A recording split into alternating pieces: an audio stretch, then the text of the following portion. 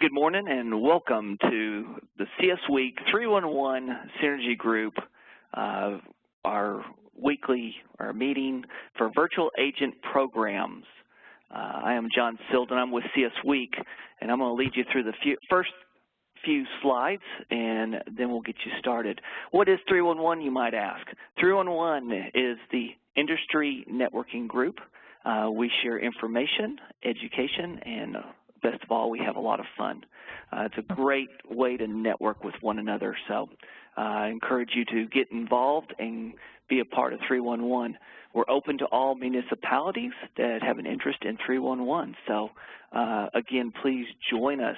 Rob Duncan, he is our Customer Service Manager, City of Austin. He is our chairperson for this year, so please be involved with us, or get involved with us. The 311 Synergy Group invites you to join us at our annual meeting. That's April 26th through the 28th of 2015 at the Charlotte Convention Center, Charlotte, North Carolina. CS Week has 3 full days packed with discussions and information and a lot of exchange. Communications are on LinkedIn, and we encourage you to go look at 311 Synergy Group under the LinkedIn category. This morning, I would like to introduce Cheryl Sims, City of Dallas. She'll begin our program. Good morning, everyone. I will go over the presentation that currently we have with our City of Dallas Virtual Agent Pilot Program that we have in place. Give me 1 second. An overview of the actual program is that it's set up for the City of Dallas to have our 301 employees to work telecommunicating from their homes, and this would be within areas of agents who are skilled set in our 311 water and court skills. Now, within the actual program, there are some goals of the program that we are striving for with it. These goals include cost reduction for employees and the city, as well as management of overflow of calls. Another goal is that we're setting up for the reduction of the entire environmental impact with gas and cars, people commuting from work to home and from home to work. And also, it's a great way of increasing our employee morale, in addition to the business continuity support within the City of Dallas. Now, there are qualifications that we have actually set in place with our virtual agent pilot program. Employees who are currently interested in the agent program, in the virtual agent program, they must complete a self-assessment survey to determine their aptitude for the actual program. Also, candidates, they must complete the actual outlined criteria that we have set up in the eligibility packet that the agents have to complete. And then finally, within those additional qualifications, those who are selected, they must complete, again, the virtual agent packet, and that does include them signing a security agreement as well as a memorandum of expectations, and then there are other supplementary materials that they are required to a sheet with those other materials they're required to have when they set up their actual workstation. Now, we do have a time frame that is actually set in place in regards to the duration of the virtual agent pilot program, and that would actually be 6 months from the time the agents are actually selected. And it does go on a continual basis based upon our semi-annual shift bid that we do have in the call center for all agents, whether they're working from home or they're actually live in the actual physical call center. Now, acceptance in the program, it does not constitute that the agents would actually have the virtual agent profile on a permanent basis. So at no cost, at no time should they figure that if I'm home working, this is permanent. Now, the program, as well as the agents who are participating in the program, it can be terminated at any time. We do have responsibilities and procedures that are actually in place for those who are working from home with the virtual agents. Now, it's no different than actually working from home than within the call center. So we want the customer experience to actually be seamless. So they can't tell whether you're home or you're actually physical in the work location. So for our residents, we want it just to be seamless. It's no difference, like I say, between the primary call center or the virtual agent, as well as the performance evaluation that we have in place for our performance plan on a semi-annual basis that we actually do within the City of Dallas. It's no difference. The criteria and the expectations that are laid out for our agents, it works seamless. It's, again, with whether you're home or you're actually in the office.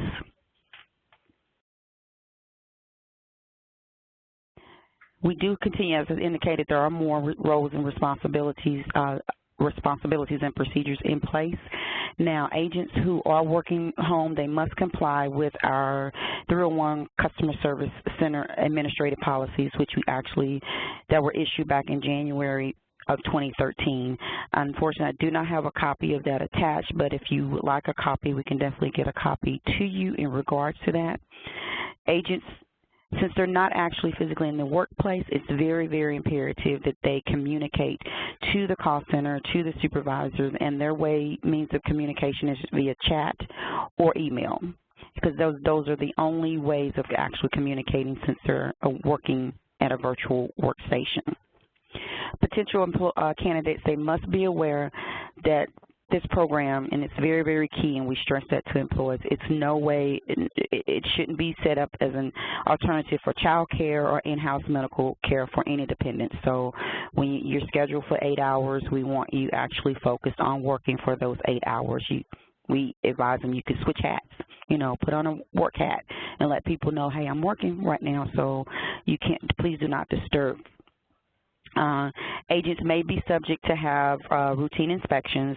These inspections, we will give them notice in regards to inspections, and again, they're dependent upon the situation and what's going on, why, we want to actually go in and do an inspection of their actual workstation at home. Now, with the 301 virtual agents, there are eligibilities that we have in place. Currently, right now, we have full-time employees and temporary employees. We do have some temporary employees that may have been temp over a year, but unfortunately, they do not qualify for the actual program at this time. So you have to be employed with the City of Dallas full-time for at least 1 year within the call center. They must meet or exceed our actual performance rating of fully successful or better in order to be eligible for the program. They also must successfully demonstrate our city values and competencies that are outlined within our performance measurements for the City of Dallas. And again, they must either exceed or meet those actual scores that are highlighted. Next, the agents, to be eligible, they must display work levels of technical understanding towards the computer system and hardware. That is key because when you're actually in the call center, we do have access to our help desk, and we have access to our CIS department to come in and kind of troubleshoot some things for us. They have to actually, they're their own technical support, so they have to be knowledgeable of how the computer is set up, the workstation is set up, and the system's hardware and software. In addition to that, they must again meet or exceed the standards of the department in regards to attendance. We do have an attendance policy in place. They should not currently be on any form of disciplinary action in order to be eligible for the virtual agent program. And again, they must possess the sound decision-making responsibilities and the ability to work with little to no supervision because there's not a supervisor right there for them to actually physically see. Again, we have the ability to communicate via email and chat when a customer escalation may arise. So supervisors are available to communicate with them via chat and email. And lastly, they must possess full understanding of the operations. They should understand the rules and the responsibilities that we actually have within the 301 department and call center. Now you ask the question, Okay, City of Dallas, where are you now? Currently, we have 2 agents who are successfully working from home.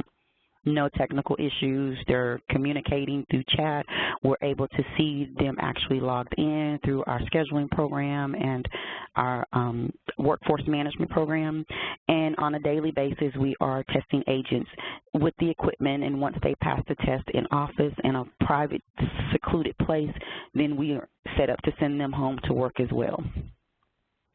Our goal for 2015, I know on this slide it has a minimum of 6 agents to work home on a permanent basis, but actually our target goal is anywhere from 10 to 12 agents to work home on a permanent basis. And the last slide that we have available is actually how the workstation is set up. Examples of the equipment that we use, as far as the agents are responsible for getting their own ergonomic chair and workstation, and we go and we inspect all that before we actually set their workstation up. Thank you. And that concludes my presentation.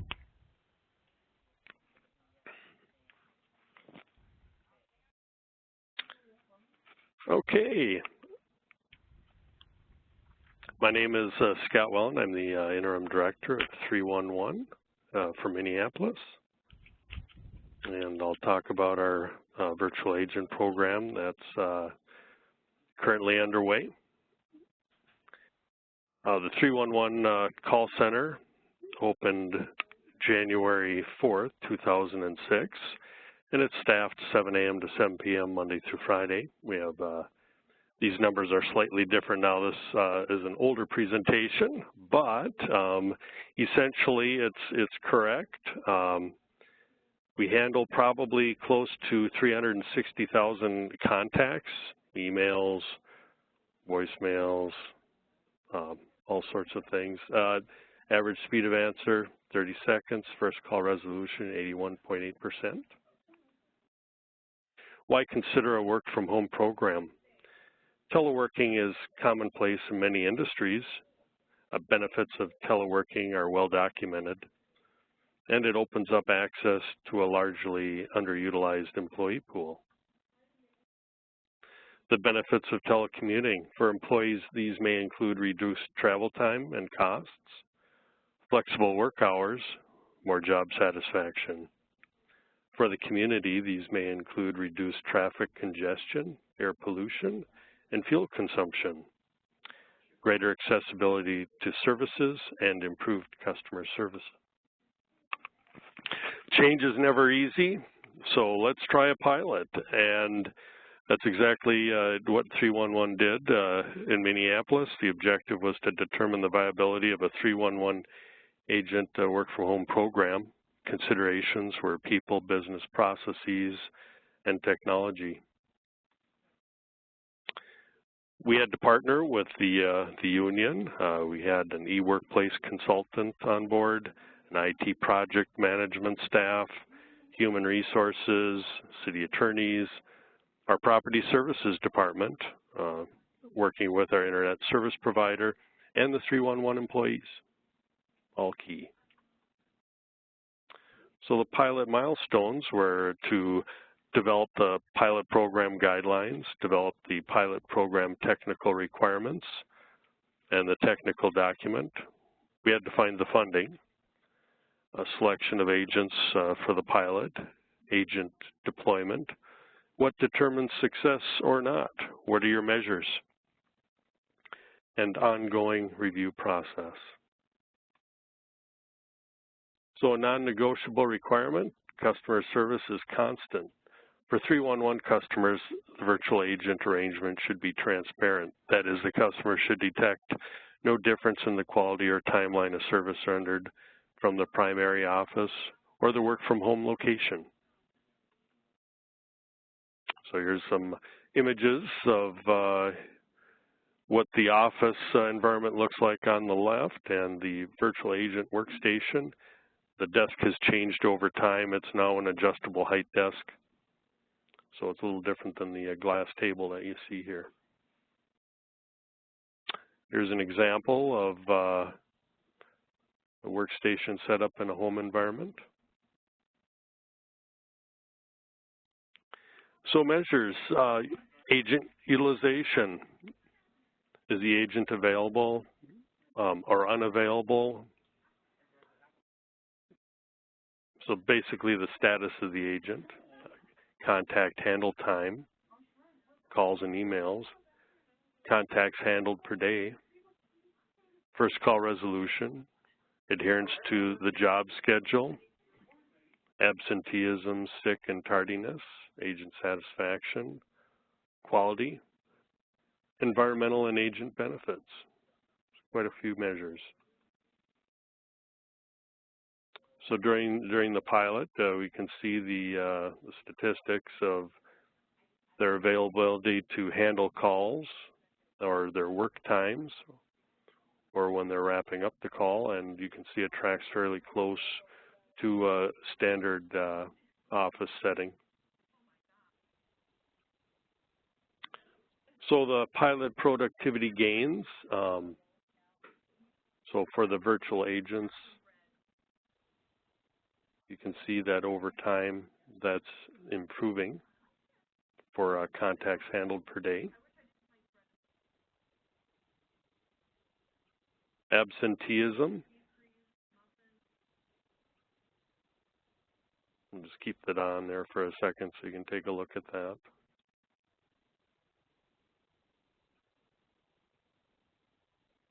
Our quality of calls is higher from the virtual agent perspective than the office over time. Additional benefits, resource flexibility for elections or snow emergencies, which Minnesota has, of course, ability to respond to last-minute staffing issues, emergency preparedness. From an environmental perspective, on average, each agent saves 4,147 miles drive time or drive mileage, 104 hours annually, and vehicle expenses, and certainly CO2 emissions. I can speak to the fact that we've had to use the virtual agents to run the call center as we had to evacuate in one scenario. That actually took place on the day before I started as an interim, when Don Stickney's last day. We had to actually evacuate the call center and run with virtual agents. So moving along, pilot financials. The project one-time cost was $70,000. The ongoing costs are annually $8,800. And the benefits, the value of increase in productivity of virtual agents compared to working in the office. So we're seeing a 10 to 15% impact.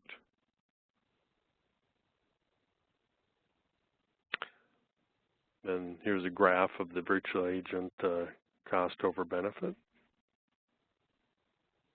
Our cumulative costs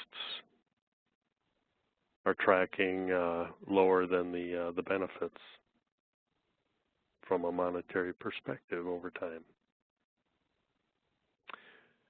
So our timeline, initial conversations and research as part of 311 Flexible Staffing Initiative started in the summer of 2007. The pilot was conducted August 2010 to March 2011. Program approval was May 2011. And part of our annual staffing and business plan process now. How is it working today? These are 2012 statistics. Overall, fairly stable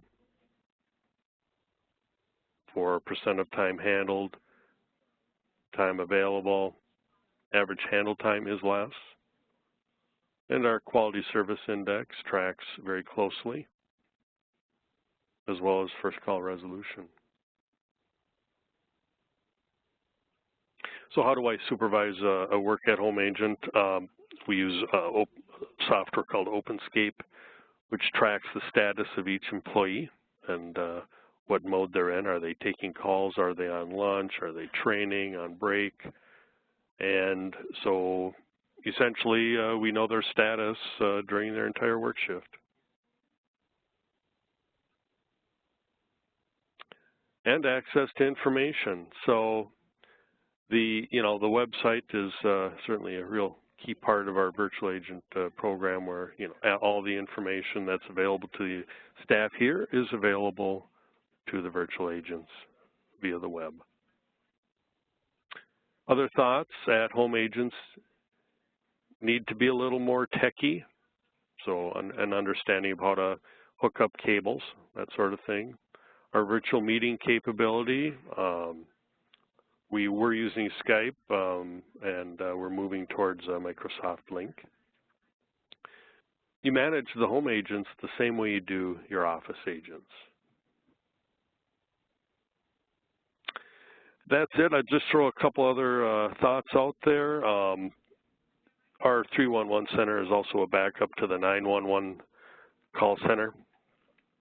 And it was actually within the last few weeks, 911 had to actually occupy our location as their system was down. So having I guess it speaks to the value of having an alternative location from a technical perspective. If your data pipe is disrupted, operations may be able to continue in a virtual capacity. So that's it for 311 Minneapolis.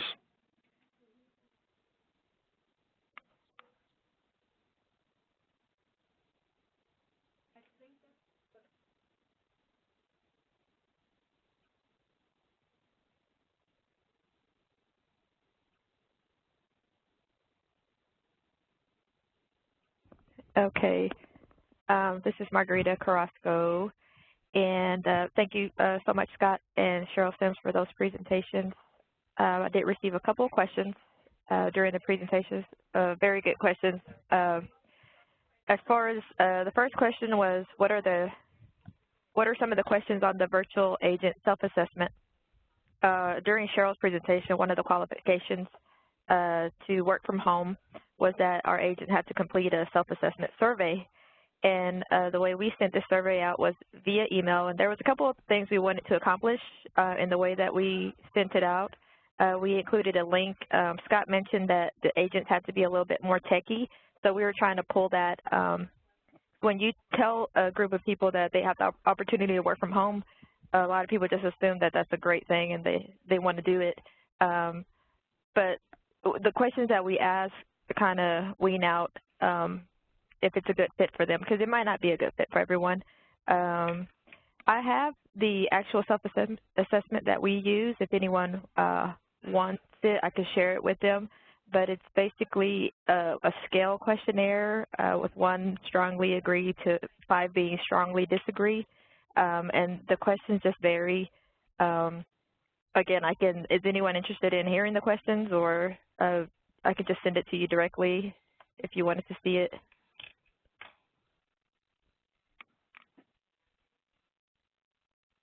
I'll just jump in. This is Scott Wellan. That we as well have a telecommuter self-assessment form. It's perhaps very close to what the other option was there for Dallas. Okay. The other question that we received was what happens if an agent has a technical issue. What we do, again, the person that we sent, we know that they're a little bit tech savvy, so doing all the basic rebooting or whatever they have to do there with their system, if they still can't get it to work, we give them about an hour, and then we ask them to come in with the laptop, and then we could troubleshoot it here. How do you guys handle it, Scott, when your guys have technical issues at home? In the same fashion. Okay. Is that okay? Okay, those are the only 2 questions I received, unless anyone has anything else. Margarita, we were asked if the copies of the presentation will be available, and they will be after the webinar. Okay. And I see another question. Are you seeing the questions in the Q&A panel? Right. They're asking for the assessment. Right. Yeah. I can send them to you, Lisa, and if you want to get them out, or I can send them to these guys directly, whatever works best. Okay, that's great. There's a question that says, in Dallas, you said it is only for a 6-month period. Why? Cheryl Sims, are you still on? Yes, I'm still on. Okay. Do you mind answering that question? Sure, absolutely. That's because we do our shift bidding on a semi-annual basis, so we look at that for 6 months. So we're looking at, because it may be that someone else may bid for that actual shift. So that's why it's on a 6-month basis.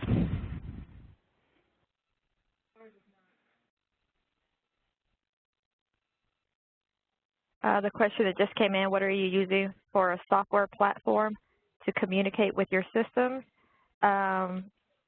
We use Cisco, the telephone system. I don't know if that is what you're referring to. We have VPN for them to connect into our city's network. So I don't know if that's what you're, Michael, if that's what you're asking. And we use Siemens phone system in Minneapolis, and OpenScape is our software to monitor the status of the agent. Okay. Right now in Dallas, it's not open for supervisors to work from home at this time. To answer Lakeisha's question.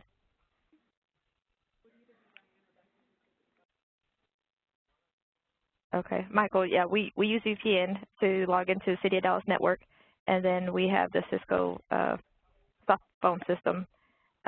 With the agents being able to VPN, of course, they can mirror their computer as if they were here at work, so they have access to all the other programs that they need to answer the citizens' phone calls.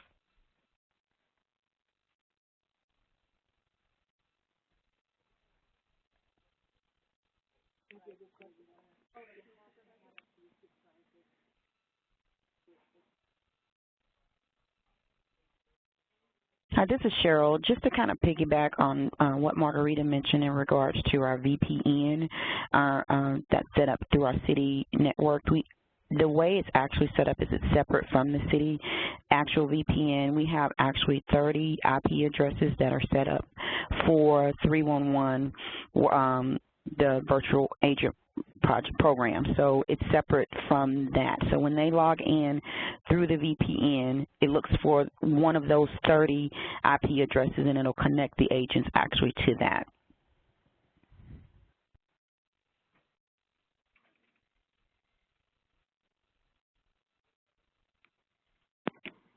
Margarita, Esther is asking, are there any situations that your home agents are required to come into the office, and if so, what are they? Right now, from what I've seen, they've been asked to come in for any team meeting or any other special meetings that they have. Other than that, Cheryl, is there any other reason we would ask them to come in? That's it, and training, any team meetings and training, that's it. For Minneapolis, it's the same, but essentially training or SME sessions along those lines, but not team meetings.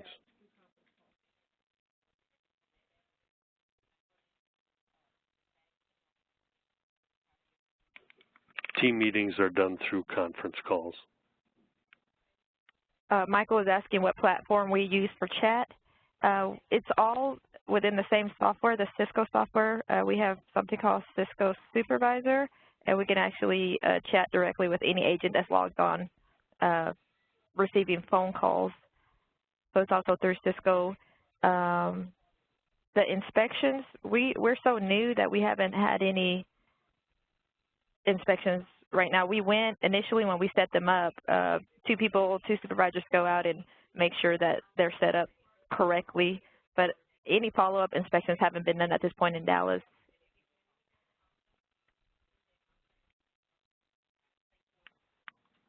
And for Minneapolis, we use email and phone to communicate with the agents. the virtuals. Lisa Esther is asking about other 301s that are using virtual agents. Do you have more information on that?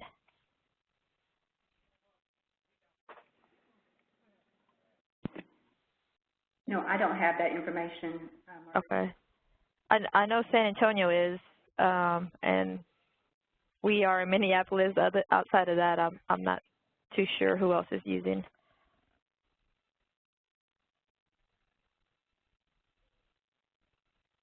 Nope, no other thoughts on that at this time, other than certainly other corporations pursue that,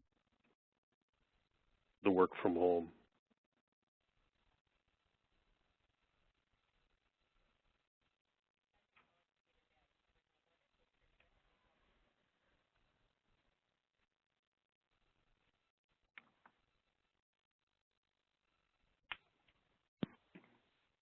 And attendees, as a reminder, this webinar will be available post-meeting on the 311 website. And if you have additional questions that we can field for you to either Cheryl, City of Dallas, or to Scott at City Minneapolis, please let us know. You can email them to me, Lisa Collins at CS Week. It's lcollins@csweek.org.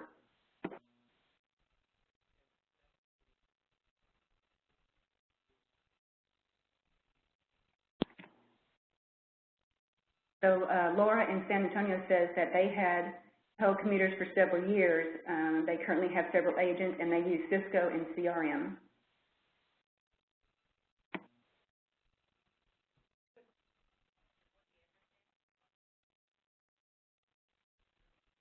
I have Steve Craig saying Somerville is piloting a remote agent work this winter, but on an as-needed basis only. For example, a snow emergency.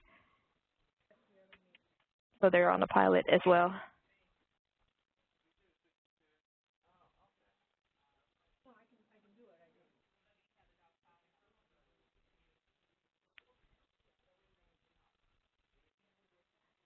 Margaret Wright in Dallas also mentioned that the 301 comparative survey has information about the other cities using work from home, so we can get the information from that survey as well.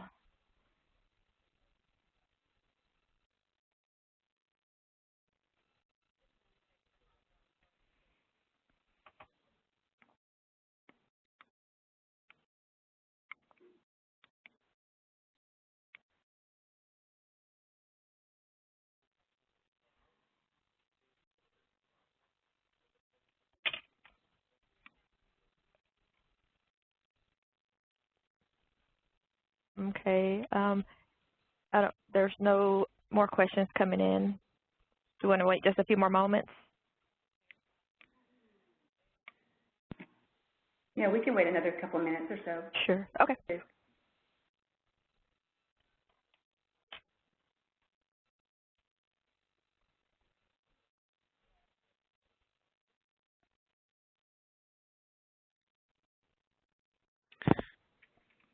I'll throw out just a couple of thoughts, and one of the items that we wrestle with is how far away from the call center should the individual live, or how far away can they live.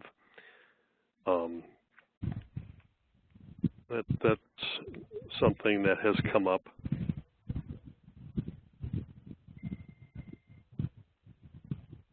There's a desire, well, maybe they want to go live in Hawaii. I don't know. That's not the case, but certainly, you know, that is a possibility, and so is that acceptable.